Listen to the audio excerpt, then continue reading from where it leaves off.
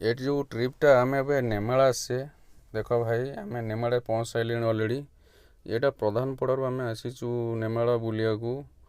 ତ ଦେଖ, ଗୋଟେ ଖବର ଆସିଥିଲା କି ନେମାଳରେ ବରଗଛଟି କଟା ହେଇଯାଇଛି ବା ବଟଗଛ କଟା ହେଇଯାଇଛି। କିନ୍ତୁ ବରଗଛ କଟା ହେଇଛି ଏଇଟା ସତ କଥା, କିନ୍ତୁ ବଟଗଛ କଟା ହେଇନି। ଏଇ ଯେଉଁ ସାମ୍ନାରେ ବରଗଛଟି ଦେଖୁଛ ସେଇଟା କଟା ହେଇଛି। କାହିଁ କଟା ହେଲା ଦେଖ, ଚାରିକର ଯାକ ଯେଉଁ ପିଲର ଦେଖୁଛ, ମନ୍ଦିରର ନୂଆ ନବକଳବର ହେଲା ଭଳିଆ ଗୋଟେ ଭଲ ମନ୍ଦିର ହେବ ବୋଲି ସେଥିପାଇଁ ସେ ଗଛ ଫଛ କଟା ହେଇଛି। ତ ଇଏ ଦେଖ, ସାମ୍ନାଟା ମନ୍ଦିର ଯେମିତି ରହିବା କଥା ସେମିତି ଅଛି। ତା ଆଗ ଚାରିକର ସବୁ ଖୋଳାଖୋଳି କରାହେଇଛି, ଗଛ ବି କଟା ହେଇଛି।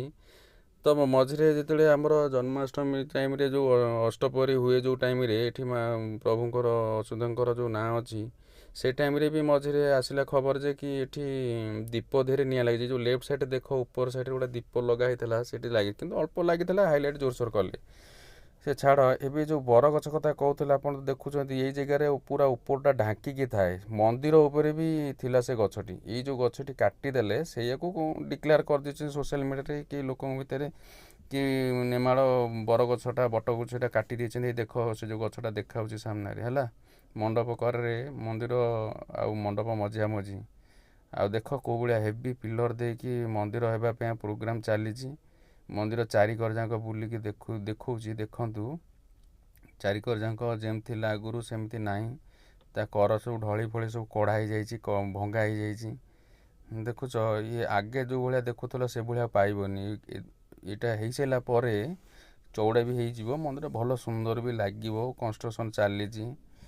ଆମେ ମନ୍ଦିରର ପଛ ସାଇଡ଼୍ରେ ଗୋଟେ ସାଇଡ଼୍ ଦେଖନ୍ତୁ, ଇଏ ହେଉଛି ବି ଖୋଳା ହେଇକି ପୁରା ତଳୁ ବାଲି ଫାଲି ପଡ଼ି ପୁରା ମଜବୁତ ହେଇକି ରହୁଛି। ଏଇପଟରେ ହେବ ମନ୍ଦିର। ସେଇଟା ଯେଉଁଟା ଦେଖୁଛନ୍ତି ସେଇଟା ସମାଧି ଘର ପ୍ରଭୁଙ୍କର, ସେଇଟା ସମାଧି ପିଣ୍ଡିଟା ଏଇଟା। ଆଉ ମନ୍ଦିରଟା ମେନ୍ ପଛରେ ଯେଉଁଟା ମୁଁ ଦେଖେଇଲି ବାଲି ଫାଲି ପଡ଼ିଛି, ସେଠି ମନ୍ଦିର ହେବ। ତ ଆହୁରି 2-3ଟା ଘର ବି ହେବ, ଗର୍ଭଗୃହ ବି କ'ଣ ଗୋଟେ ହେବ।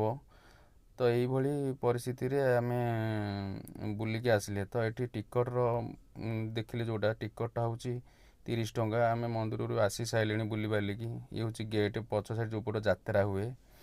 ଏବେ ଆମେ ଘର ଅଭିମୁଖୀ ଯାଉଛି ଆଉ।